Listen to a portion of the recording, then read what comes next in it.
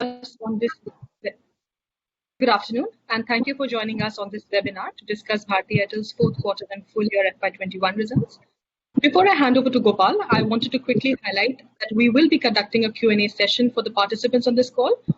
Participants who wish to ask a question can send in the question using the moderator chat option on their BlueJeans interface. With this, over to you, Gopal, for your opening remarks.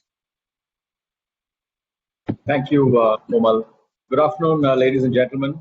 Thank you for joining us today for this webinar to discuss our results for the fourth quarter ended 31st March 2021, which we announced yesterday.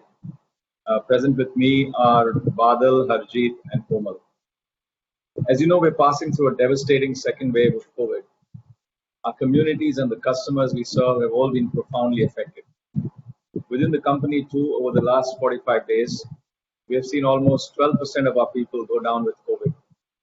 That is almost 5 times more than we saw in the previous peak of September 2020. Sadly, we've also lost 13 of our colleagues. Yet, in spite of the difficult circumstances, our teams have demonstrated commitment to Airtel's overarching purpose of serving our customers and the country. Nothing makes me prouder than to be leading this amazing team. Every day I come across inspiring stories. Let me just share 3 of them. In Mumbai, when every other service provider refused to install a broadband connection in the home of a COVID-positive customer, the team of Manoj and Sanjay from Airtel donned their PPE kits, followed the strictest of safety protocols, and did it. Sarfraz, a store executive in Lucknow, didn't just home deliver a SIM, but also organize urgently required medicines for the customer's pregnant daughter, since the family could not step out. Or Manoj from Mumbai's fault management team ensured that no customers were inconvenienced, worked on a war footing to repair a site inside a residential society, even though it was a containment zone. Each of these employees were committed to our purpose. For us, it's a matter of pride that we provide an essential service. In fact, our service is the oxygen for the digital platforms that are enabling customers to work, study, consult doctors, help others, and be entertained. Now on to our performance. In the fourth quarter, we delivered yet another quarter of strong performance. Our consolidated revenues grew sequentially by 2%, while the underlying India business grew by 3.4%. Our consolidated EBITDA margins for the quarter were at 48.9% compared to the preceding quarter of 45.9%. This consistency in performance can be seen across the board in almost every part of our portfolio. As a result, we've grown revenue market share in each of our businesses. Our business is driven by a simple strategy, a relentless obsession with customer experience, and a sharp focus on quality customers. There are 4 additional enablers to these choices. The first is digitizing the core to improve experience and eliminate waste. Second, modularizing these capabilities to drive new revenue streams through products and partnerships. Third, bringing together the power of Airtel through a unified customer view and integrated channel approach. And fourth, doing all of this with financial discipline while waging a war on waste. This strategy is a thread that ties all our businesses together and creates alignment and cohesion across the team. Let me now comment on each of our businesses in the portfolio. Let me start with Airtel business. Here we continue to gain market share, not just annually, but quarter on quarter. In fact, as per Frost & Sullivan, from a 23% revenue market share in December 2018, we are now at 31% share in December 2020. This represents an 8% share gain in 2 years. We have now closed the year with an annual revenue run rate of $2 billion. The fact, however, is that only 20% of our customers contribute to 80% of the business. So there is a massive opportunity to go wide in order to grow share to tap into the 80%. There's also a big opportunity to go deep with the 20% to gain a higher share of wallet. So wide through hunting and deep through farming. To tap into this opportunity, we are retooling our channels as well as our product portfolio. Here we're doing 4 things. First, we are insourcing our entire SME sales force, which was earlier outsourced. This will lead to upgradation of our SME channel capabilities, helping us gain share. Second, we are building our omni-channel digital capabilities. Today, more than 95% of the new orders for the product lines where we have begun this effort are coming through digital channels. This will also help us expand reach and gain share in the SME segment. Third, we've entered adjacent areas so we can go deeper with our customers to farm more effectively. And these new areas include data centers, Airtel Secure, Airtel IQ, and Airtel Cloud. I've spoken about these earlier. All of these are building traction and are helping us grow share of wallet. This quarter, we also launched Airtel IoT. Airtel IoT is an integrated and end-to-end platform with the capability to connect and manage billions of devices and applications in a highly secure and seamless fashion on Airtel's 5G-ready network. Finally, our teams have now been given differential and separate targets and incentives for both hunting and farming. This will allow us to meet our twin objectives of growth in share and growth in share of wallet. Now to our homes business. The broadband business has grown to 3 million plus customers on the back of strong demand for home broadband.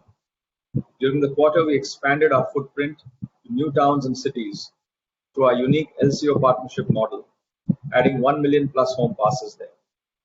We're now present in 200 plus cities. As a result, our net adds this quarter at 274,000 have been the highest ever. In our DTH business, we've now become a clear number 2 in the market.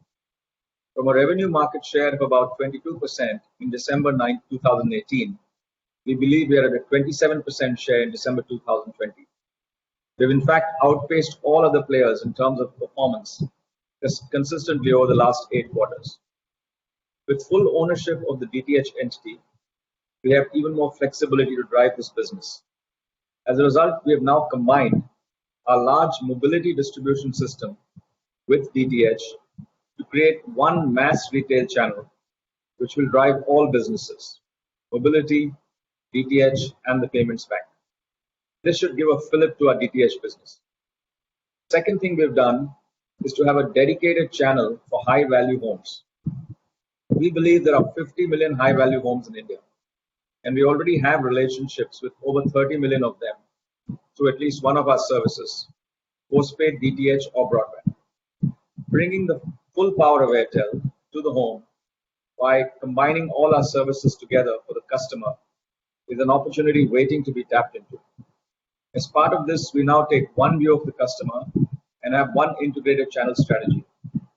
As a result, we have combined our 2,000 retail stores along with our broadband sales organization to create one integrated direct-to-customer channel. This channel now delivers and installs all Airtel services in the home. The unit around which this whole channel revolves is our store, the owner of the micro catchment, as we call it. Let me now turn to mobile. During the quarter, we acquired precious spectrum. We now have a pan-India footprint of sub-gigahertz spectrum that will help us cover an additional 90 million customers as we turn on the spectrum in India. We've also substantially strengthened our mid-band spectrum bands across 1800, 2100, and 2300. This will help us to continue delivering the best network in India as far as customer experience is concerned. In fact, I'm pleased to say that within the country, we have 33% of liberalized spectrum, a 33% share of liberalized spectrum, the strongest holdings in India. Much of the spectrum can also be seamlessly refarmed to 5G over time. We've also accelerated our coverage footprint in the quarter by adding 8,300 sites, which put a little bit of pressure in terms of network OpEx. We've also substantially strengthened our transport network as we ready ourselves for a 5G rollout. Based on our estimates for Q4, we believe we've gained market share and at a new lifetime high. This performance is on the back of strong 4G net adds at 13.7 million. In fact, over the last year, we've added 43 million 4G customers to the network and 1.9 million net adds to the postpaid segment. It's all been driven by our focus on experience. In addition, we're raising our execution bar by sweating our assets on the ground. We do this through a combination of smart deployment based on data science and go-to-market efforts that consider our unit of performance at an individual site level. During the quarter, the reported revenue and ARPU was impacted by a combination of the move to the bill and keep regime, as well as fewer days. For ease of comparison, we've reported all numbers on a comparable basis to reflect the underlying trends in the business. Based on this, our mobile revenue grew sequentially by 4.2%, and ARPU moved from rupees 146 to rupees 148 on an equated day basis. While this ARPU is the highest in the country, it also shows the massive headroom for ARPU growth. I say this for two reasons. One is the very low level of tariffs in India, which we all know about. The second is the fact that we have 140 million users on our network who are not on 4G and whose ARPU is less than half that of the average of the businesses. Now to our digital platforms. We reached a significant milestone at 200 million monthly active users. Wink has 72.5 million, Airtel Extreme has 37.5 million, and Airtel's Thanks has at 96.3 million. As I've said before, we have a three-pronged digital flywheel. First, it allows us to get more efficient and deliver a better omni-channel experience on the core business. Second, it allows us to build new revenue streams on our core foundational strengths of data, payments, distribution, and network. And finally, it allows us to create an ecosystem of partnerships that leverage these strengths. Quick word on two of our digital businesses. Airtel Payments Bank is now rapidly gaining scale. We already have 54 million active users and a monthly throughput of around 22,000 crores. Our distribution footprint is across 290,000 outlets. There is great synergy between the bank and Airtel. After all, customers who have an Airtel Payments Bank account with us see a lower degree of churn. On a standalone basis, we are on the road to profitability, and we expect to achieve that in the coming year. During the quarter, we also launched a first of its kind innovation, Airtel SafePay, to differentiate our bank even further. Airtel SafePay leverages Airtel core telco strengths to provide the highest level of protection to payments bank users from potential online frauds. We've also announced an attractive 6% interest rates on savings account deposits over rupees 1 lakh. This quarter, we also launched Airtel Ads. Airtel Ads is a brand engagement solution that allows brands of all sizes to curate consent-based and privacy-safe campaigns to one of the biggest pools of quality customers in India. This is a massive and growing market. In the beta phase itself, we have worked with over 100 brands and are beginning to clock meaningful revenues. Finally, I want to touch on three additional pieces of information. First is on our balance sheet. We are now in a more improved zone to an optimal capital structure and well-timed fundraisers. We raised almost $12 billion in the last year or so, and have also recently refinanced high-cost debt at attractive rates. Despite the AGR liability, leverage at 2.95 is comfortable versus global peers. In fact, if we break the average overall debt, DOT and AGR debt itself account for 56%. In addition, accounting leases contribute to 19% of the debt. It's also heartening to see that our investments in Bangladesh and Africa are now becoming attractive. Our new corporate structure, we believe, will also help us sharpen our focus in driving our different businesses: India, international, infrastructure, and digital. Second, we have successfully monetized some of our assets, including Airtel Money and tower assets in Africa. In addition, we've also monetized the unutilized 800 megahertz spectrum in 3 circles in India by entering into a trading arrangement with Reliance Jio. Third, let me provide some updates on our ESG initiatives. On our environmental impact, we are aligned with the Paris Climate Accord. We have proactively implemented clean fuel-based power solutions for our towers, our data centers, our switching centers, and other facilities. We commissioned a 14 megawatt captive solar plant shortly after the quarter ended to meet the energy requirements of our core and edge data centers in Uttar Pradesh. Another similar plant is expected to be commissioned in the coming months. On the back of all of these initiatives, we aim to meet more than half of our FY22 power input to renewable energy sources. In fact, over the last few years, we've reduced our carbon emission per terabyte by 78% against a self-imposed target of 80%. Sustainability is a mission-critical priority for us, especially since we're in the business of delivering an essential service.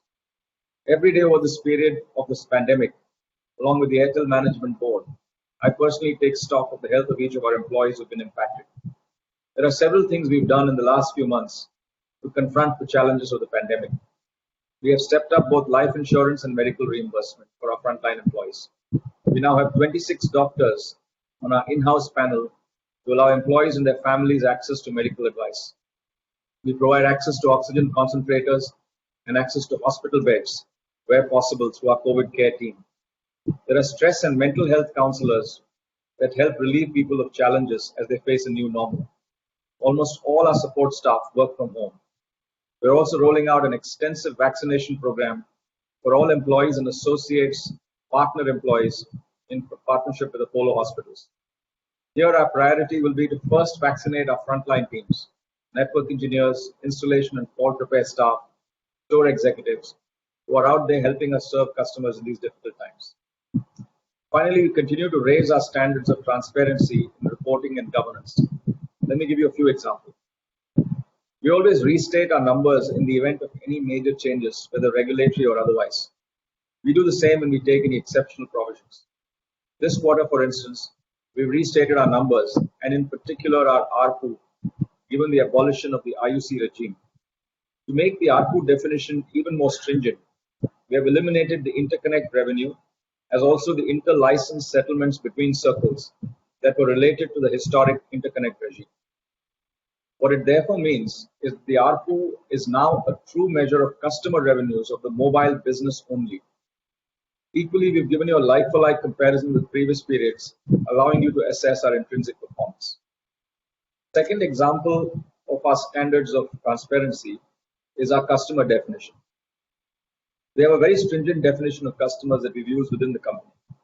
One of the definitions is active customers, also known as VLR customers. This refers to any customer who simply latched onto the network, regardless of whether she gives any revenue. The active customers for us in March 2021 stood at 344.4 million. The second definition is revenue earning customers. These are customers who actually delivered some revenue to us in a rolling 30-day period. This number was 321.4 million.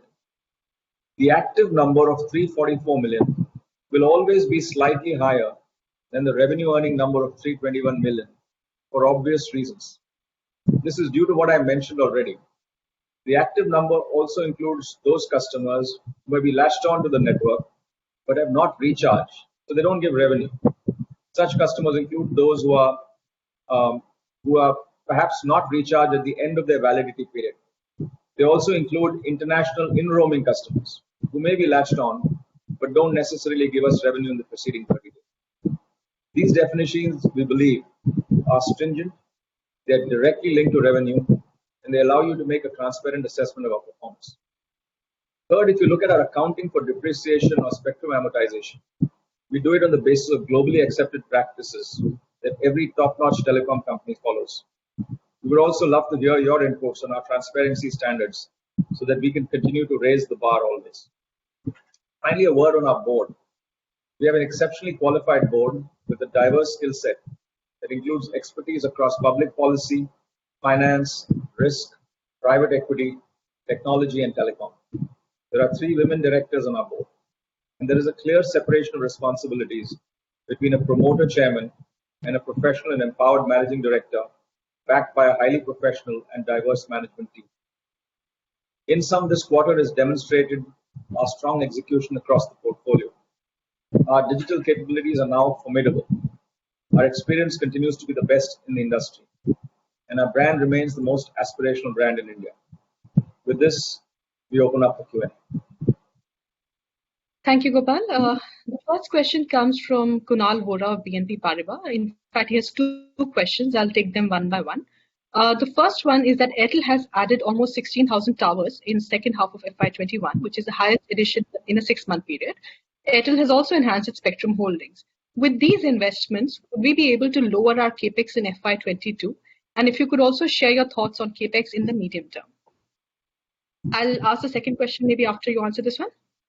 Yeah, I think thank you for this question. We still have, if I look at the overall capex profile, I've mentioned that our peak capex was hit sometime in FY18.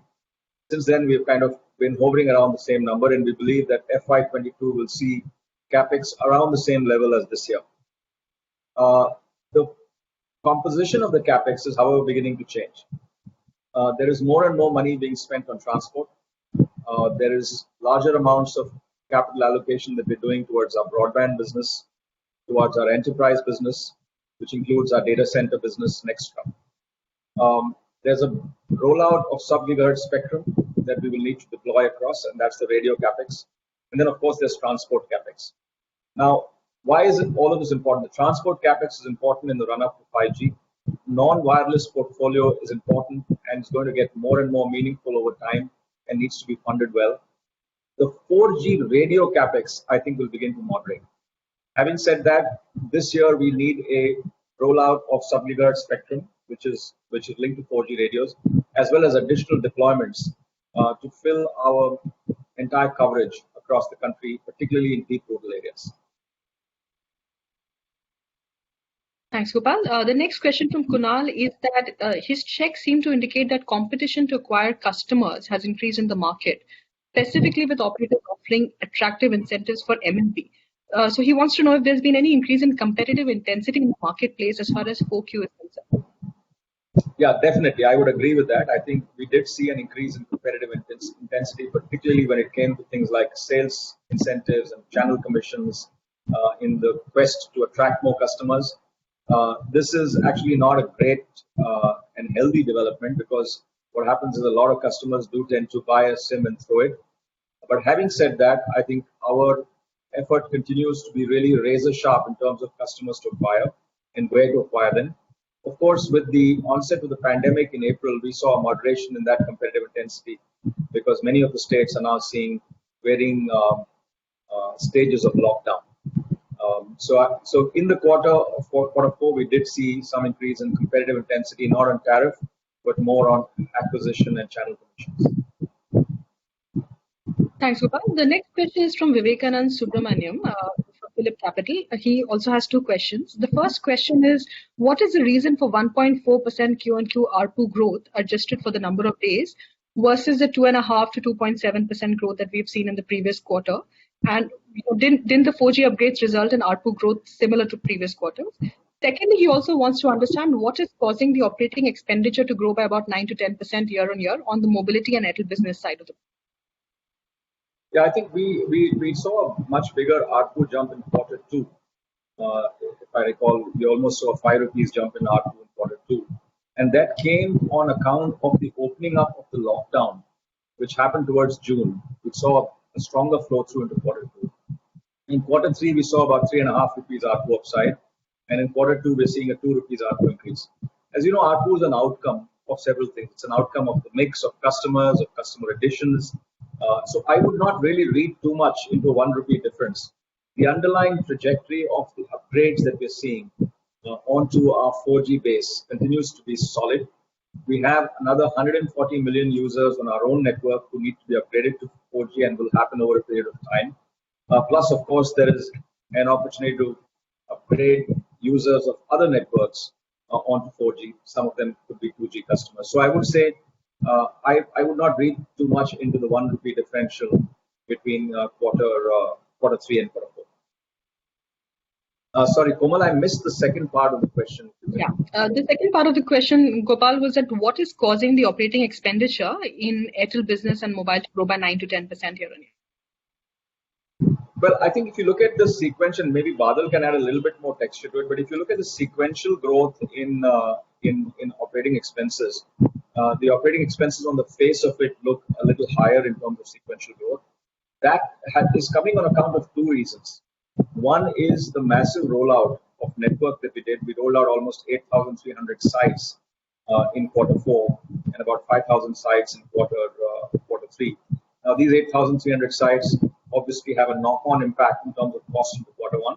The second is increase in prices of diesel. But having said that, remember in this quarter there are also 2 days less.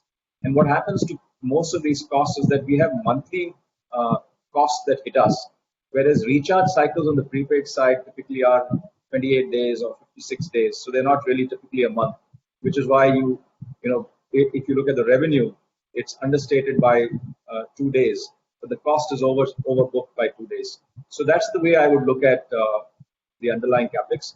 The real question to ask is what is the marginal EBITDA from the incremental revenue that we have had that we've delivered. And I would say that is in the ballpark of 45 to 47%. We would have been happier for it to be around 55 to 60%. But that, as I mentioned, is on account of the diesel price increase as well as the flow-through impact of network costs. Other costs have more or less been under control. Badal, is there anything else, or have I covered most of the issues? No, Gopal, you have broadly covered. The 45% which you talked about is for mobile services adjusted for the 2 days. Okay. At an overall, at a portfolio level at India, our reported number is around 40% EBITDA margin, incremental EBITDA margin. And if you were to adjust for the 2 days, it will be north of 55%. So one also has to look at the entire portfolio in together. And as far as Airtel business is concerned, if you look at the margin profile, whether it's an EBITDA and EBIT, it has been consistently stable and increasing. So the costs which are there, which is primarily linked to the cost of doing business revenue, whether it is cost of goods sold or network costs. Thanks, Badal. Gopal, the next question is from Ankur Rudra of JP Morgan. He wants to ask that can you share any early indication of success of the One Airtel strategy and packages in terms of its penetration within the existing customers, and how are we trying to expand this? He also has a second question. Maybe I'll ask that after you answer. Yeah, I think that's a good question. Just so that I'm clear, the One Airtel plan that we launched was in beta form for the last 6 months. And the reason we launched it in a beta form was that, the different businesses that we have, mobility, broadband, and the DTH businesses, each operate with a different billing stack. And there's a maze of underlying complexity at the bottom of the stack.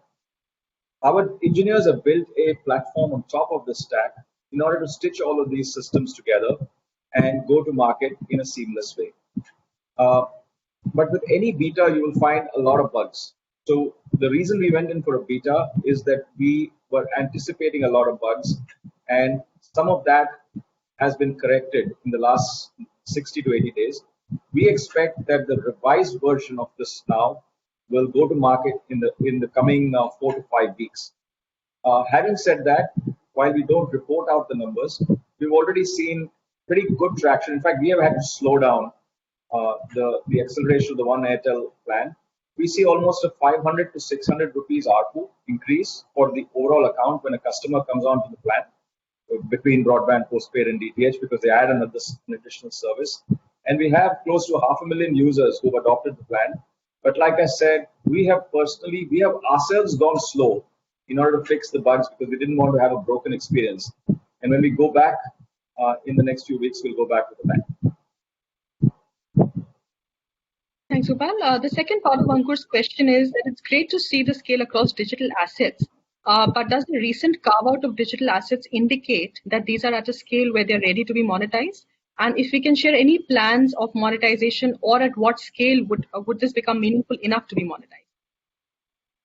I think when you talk about monetization, you're talking about unlocking value. But the way we are looking at monetization is to unlock revenues. I think fundamentally, each of these businesses now need to start delivering revenues. And if you look at the digital businesses across B2B and B2C, we are now in a position where they're beginning to deliver sequential growths of anywhere between 15 and 20% every quarter.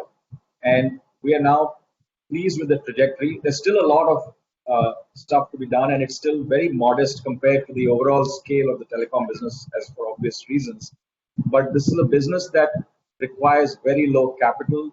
The marginal EBITDA of these businesses are very attractive because the real cost is really around people, the engineering talent and the product talent that we need, or the data science talent. And that's where we have made all our investments. We have about 1,600 people working in the digital side across both the core and these digital services. We also have an interesting model to build these digital businesses. We incubate them to start with. They're very small. They're run by an empowered team. And then once they get to a certain scale, we are now beginning to actually separate those teams, create a little bit more capacity in those teams, a little more investment in those teams in terms of people. So that's the stage that we are in right now. And I think at some stage we will share with you the progress on our digital businesses in terms of revenues and so on. We'll do that when we feel the time is right. Thanks, Gopal. The next set of questions are from Aditya Bansal of Nomura. The first set of questions are around home broadband, and maybe I'll ask them together. Firstly, do we have any medium-term targets in terms of home passes that we want to achieve? Secondly, how much of the sequential ARPU decline would we attribute to downtrading versus new users coming in at 499 sort of price point? And what is the difference in capex per home passed between Bharti connecting it versus the LCO model?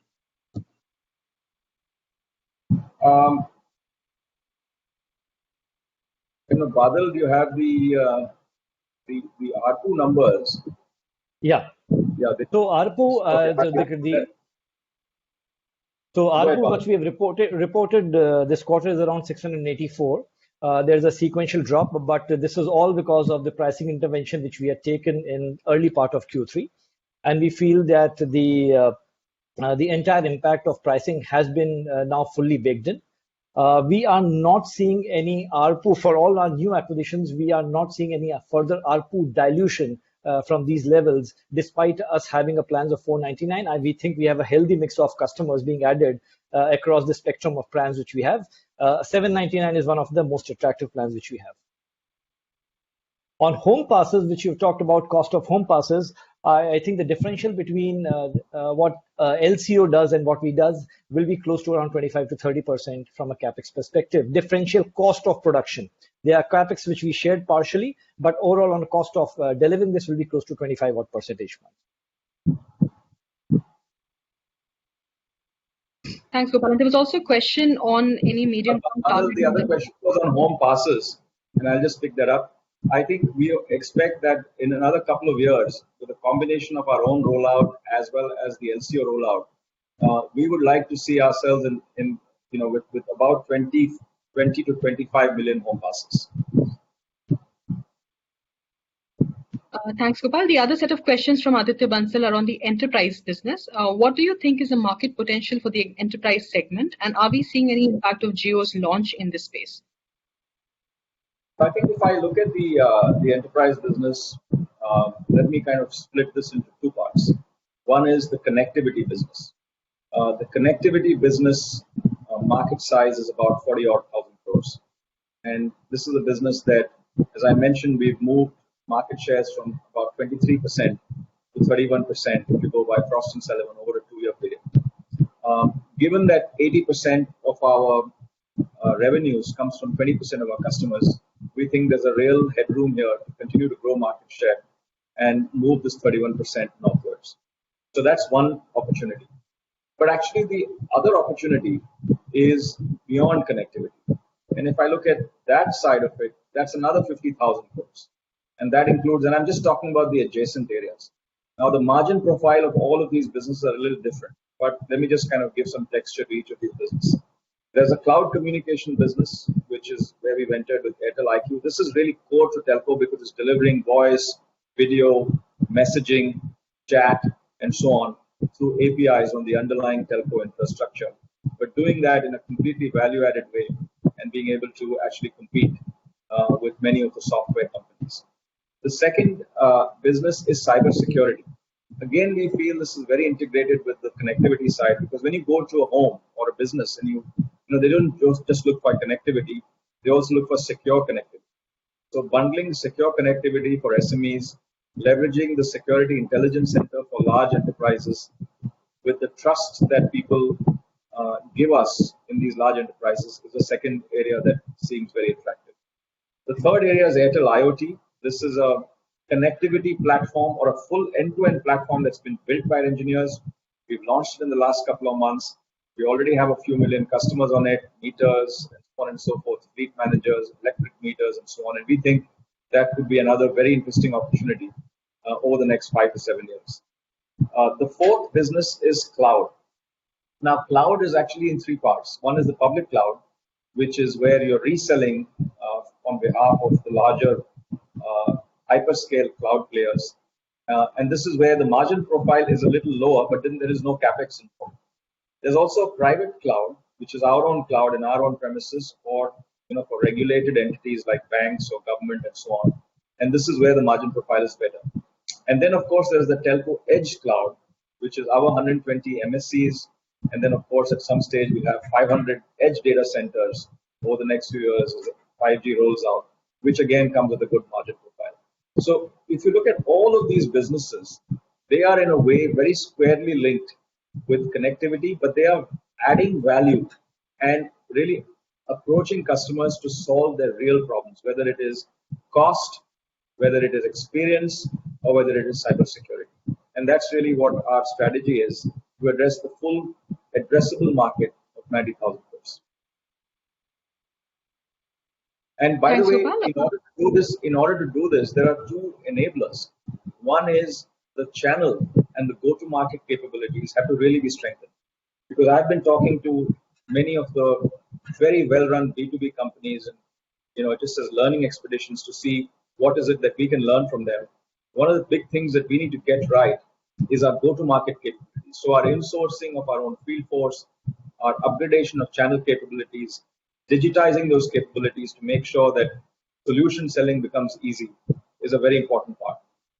The second part is having product expertise and product specialists who will be able to sell those businesses when you meet a customer. And the third is actually building out the feature sets and the technology in each of these areas. For example, if you take cloud communication or Airtel IQ, you need to build out several feature sets. Today we are in voice and messaging, but tomorrow we're going to be in video. At some stage we'll get into the call center space, because all of that is the cloud communication suite. Now these will need to be built out, and that's the other part that needs to be focused on. Thanks, Gopal. The next question is from Tarang Agarwal. His question is that on an ex-IUC basis, our ARPU has been about 145, 150, and actually growing for the last many quarters. Subscriber addition has been strong and significant, but pricing increase remains elusive, specifically in the background of a 200 or a 300 ARPU in the long term. In this context, do we believe that lack of pricing growth has more to do with industry dynamic or more on account of underlying subscribers' affordability? No, I think that obviously, I think I've mentioned this before, that we have seen markets where, we've had periods of even price wars in markets with 3 players, in markets with 2 players like Philippines, 3 players of Thailand or Indonesia, which, in some parts of the country have 5 or 6 players, but in many other parts basically has just 1 or 2 players. And it is about the relative ambitions and the relative aspirations of each player. So there is an industry dynamic here. Having said that, I think the good news is that, as you know, we are down to a 3-player market, which is in a large market like India. That's great. And at some stage, I think pricing will have to lift because this is the only way in which you can return a reasonable return on capital employed. Thanks, Gopal. The next set of questions are on the debt and balance sheet, and maybe I'll request Harjeet to take those. Firstly, how does the management see the debt reduction plan for Airtel over FY22 to 23? Is it fair to say that debt has actually peaked out as of now? Secondly, what are the conversations that we are having with rating agencies? And thirdly, is there a plan to raise funds via QIP or a pref issuance? Thanks, Kamal. So I think the big question to ask is, what's the debt underlying trend, both what we are seeing and what we have a visibility of. If you see the last 12 months, frankly, I think our net debt has increased by about $3 billion, and our AGR liability itself, which we have accounted for as debt, is about more than $3 billion. And we've also paid about 18,000 crores under the AGR liability as upfront payment. So really the core X of AGR, despite our spectrum upfront load, has actually gone down. It is because of the AGR, both the upfront payment as also the new load that has come up, the net debt seems to have increased. The upfront payment of 6,000 crores, little more than that, was done in March. It's factored into the March net debt. That reflects the underlying business both in Africa by itself, which is being reflective to the dividend policy and the free cash flows they have, is also now building free cash flow pool in India. This will continue clearly. 2-3 reasons. Gopal mentioned briefly, while the composition of the capex is changing, the capex had peaked out. So in a way, the EBITDA is growing both through net adds as also expansion through upgrading, etc. And obviously non-telecom business is growing, Africa growing. So there is a free cash flow pool in India which will continue to grow. There are dividend-paying subsidiaries including Airtel Africa and Indus Tower Company. That reflects that the debt should continue to go down from where we are. And obviously, if there's anything non-routine, which we are happy to talk about, that's more a at the then moment, decision point, whether it's 5G or something else. Mind you, some of these increases that we have seen over the last 1 year are also despite some bit of acquisition of new stake into tower company. If you wind that off, there's a little more debt reduction. The other piece in leverage is essentially how the core EBITDA is performing. I think if you see in a dollar billion sense, about $1.7 billion of EBITDA in this quarter for the company, which is about maybe close to $7 billion of annualized run rate. And at that, what the current net debt is, fairly comfortable in terms of overall leverage ratios. Gopal mentioned sub 3. And frankly, if you peel off some of these DOT and AGR related areas, which are not traditional debt pools, neither the FLOs, you will see the ratio is even more beneficial. By the way, in India, which is where the dominant DOT AGR pool is, we have 1,05,000 crores of, or a little more, of DOT plus, a financial lease obligation. And our debt is more like 1,20,000 crores. So essentially, it's only $2 billion of any dollar bond debt, etc., that we have got. So leverage comfortable, free cash flow pool there, growing. Dividends from the subsidiaries continuous. There is an annuity growth there. Capex stabilized to marginal reductions as we go through. And core leverage ratios comfortable. Within the leverage ratios, the debt composition is really not much towards external debt. And that's why I think rating agencies are fairly comfortable. There is no pressure that we are seeing from any of them. In fact, our efforts have always been, and they will continue to say, that what we see as this AGR and DOT debt is more a very different, debt-like item rather than debt. And thereby some of the rating agencies are seeing all of that. But that said, current situation, we need to go through the fundamentals of the country, fundamentals of the industry, overall situation for our country's economic growth and our own country's rating, etc. So I don't see any large substantial positives on the rating, but there's no reason on the rating side for us to be really worried on in terms of any adversity of that. Thanks, Ajit. The next set of questions, Gopal, are around the impact of the second wave of COVID, and what are some of the early indicators that we are seeing as far as this wave is concerned, as well as the next quarter is concerned. And do we feel that the impact this time could be much stronger than what it was last year, specifically given that the incremental 4G penetration is happening amongst the more lower ARPU customers? I think that's a good question. I think we have seen, firstly with this devastating second wave, we are seeing a lot more of fear and insecurity relative to what we saw last time. I think last time was, in fact, within the company, if you look at the COVID cases, the previous peak that we saw of active cases within the company was in September 2020, which was about 246 cases. And in April, we hit a new high of almost 1,400 cases, so about a 4.5 times jump in the number of cases that we saw. Partly, like I said, partly it's fear and insecurity. There's also a varying stages of lockdown. I would say almost 90% of India is now almost in a full lockdown, and the balance 10 is in either a night lockdown or a weekend lockdown. So there has been a reduction in economic activity, as you can well imagine.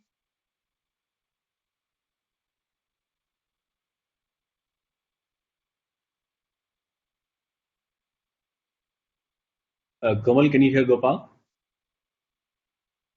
No, I think I can't I think hear we have him. lost him. I think we Yeah. lost him. Let's give him a minute to join back. Yeah. I'm sure he will.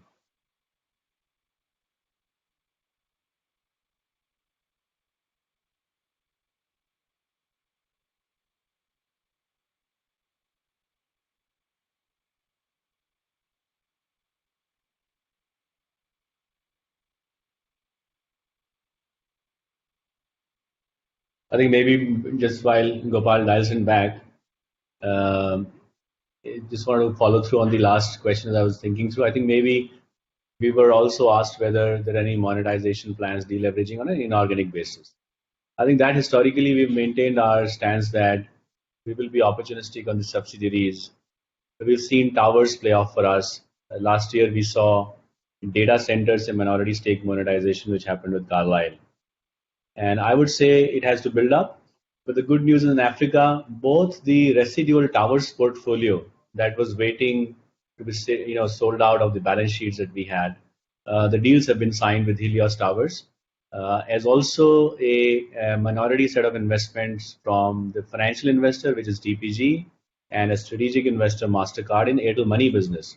That is also bringing down the debt in Africa. So overall debt will also reduce over time. And more importantly, that also sort of provides a valuation framework for Airtel Money within the Airtel Africa franchise. So I would say while the core is also deleveraging by itself and EBITDA is improving, so that's giving you debt head capacities. And there is monetization flows also expected as we do some of these activities.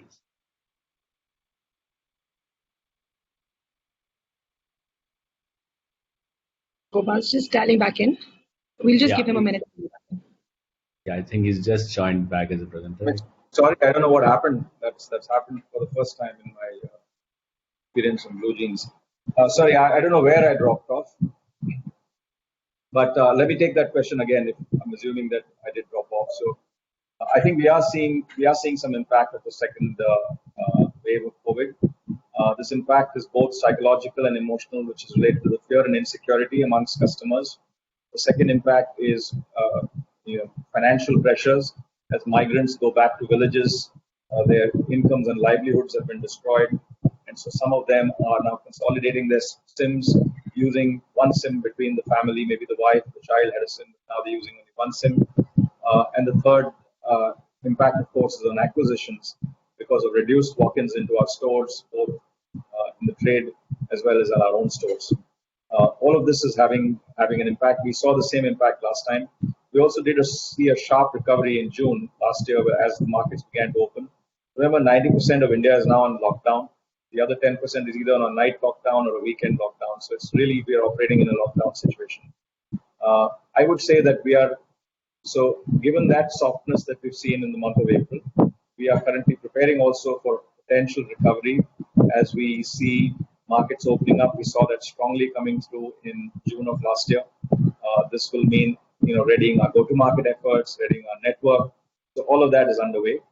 For the time being, we're putting a lot of emphasis on business continuity. So this is being done through a real great focus on alternate channels, such as chemists, such as grocers, which are open, and of course online, which has now become really meaningful, with almost 65% of our business going through online. Broadband generally has been pretty good. Because at this point in time, people do need a lot of broadband. So we saw a reasonably good April, and while there has been some softness, I think broadband is looking strong. The B2B business continues to look strong, and so it's the mobility business, particularly amongst the lower income consumers, migrants, and so on, that seem to have been more impacted. So I would say that's the broad state of how we are currently confronting the pandemic. Thanks, Gopal. The next set of questions are on our digital business. Firstly, a couple of people want to know that in all of the areas that we operate in, such as cloud, security, etc., they're very focused domain players who customers would ideally like to prefer. So what is it which is differential in our offering, which allows us to scale these businesses? And a related question is, do we get good talent for these adjacent businesses? Yeah, I think that's a great question. I think we've had a lot of soul searching to really go in here. And I think we've come to the conclusion that we do not want to be have our own cybersecurity product or our own cloud service compete with AWS or Google, or in fact develop our own content, for example. And I know that a few years ago we were sort of thinking through the strategy, but I think we've come to that conclusion. Like I mentioned, I think our strengths are the data that we have of our customers, the ability to collect money, payments, the fact that we can access 300 million mobile customers, 20 million homes, etc. And of course the network, that's the underlying fabric on which a lot can be built, which is location and things like that. So if you look at these businesses, just to come back, let's take cybersecurity. So Airtel Secure is really in partnership with 5 or 6 of the top cybersecurity companies. But we have made our own investment in the Security Intelligence Center. We have almost 100 customers now on this platform, which is enabling us to expand our cybersecurity offering.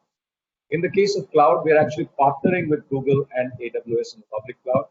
Our private cloud we run for our own needs because for regulation, we do need a private cloud and we're able to orchestrate this.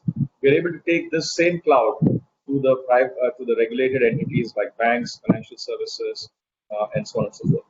And the third is edge cloud, which is a unique strength that telcos have because telcos have the strongest edge infrastructure in the world where lower latency applications can be delivered at a premium. So that's as far as clouds.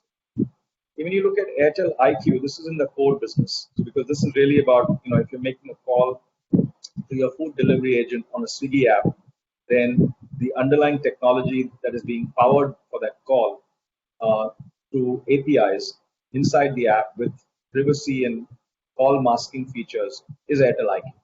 And this, our teams know how to sell because this is the core of our business. But by the way, this actually gives you great stickiness and actually opens up a new revenue stream. So that's another example of how it.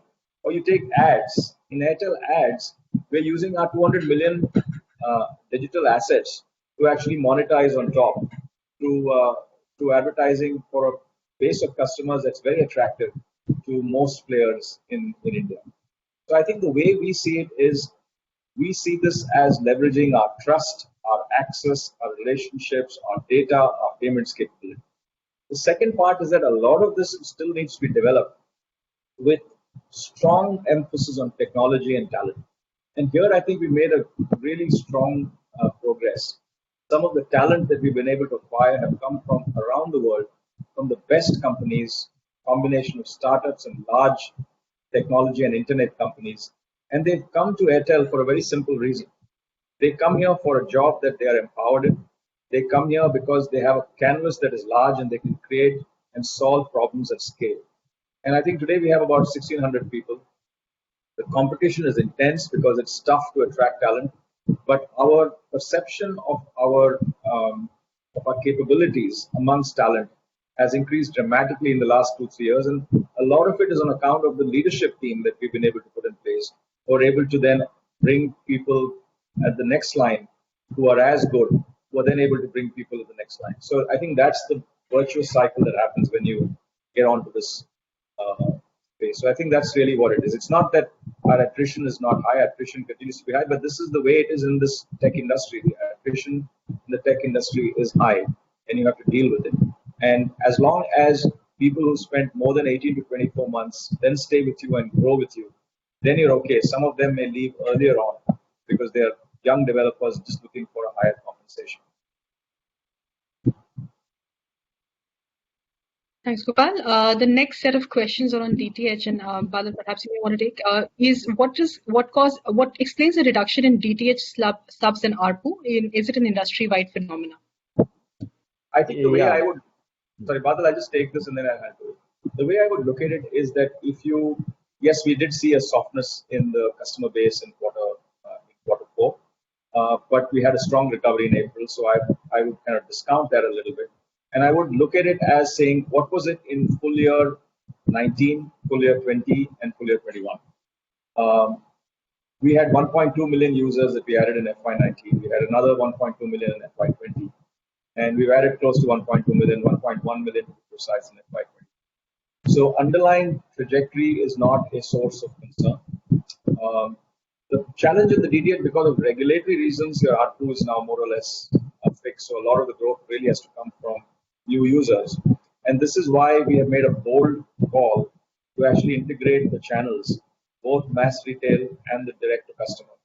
And we were expecting to have a really very solid quarter one, but then the lockdown hit us.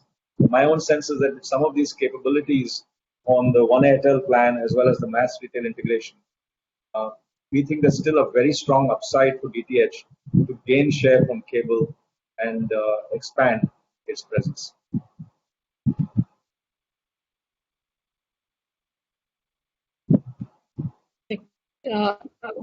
Gopal, one question is on 5G. What is our view on 5G, the outlook of the timing of its rollout, and any expectations around auctions this year? I think we were earlier under the impression that auctions could happen by December. This was what we were informally was mentioned. It was not formal, it was not explicit, but we thought that this could happen. And the reason I think also is that today, if I look at the last month, 6% of our device shipments, just consumer device shipments, are already 5G enabled. So it's beginning to start to move, and the price of these devices come down to 20,000 as well. Having said that, with the pandemic that has hit us, my own sense is that this may get delayed by a few months. So whether it happens in this fiscal or in next year is something to be seen. I think we have to wait to see what the department does.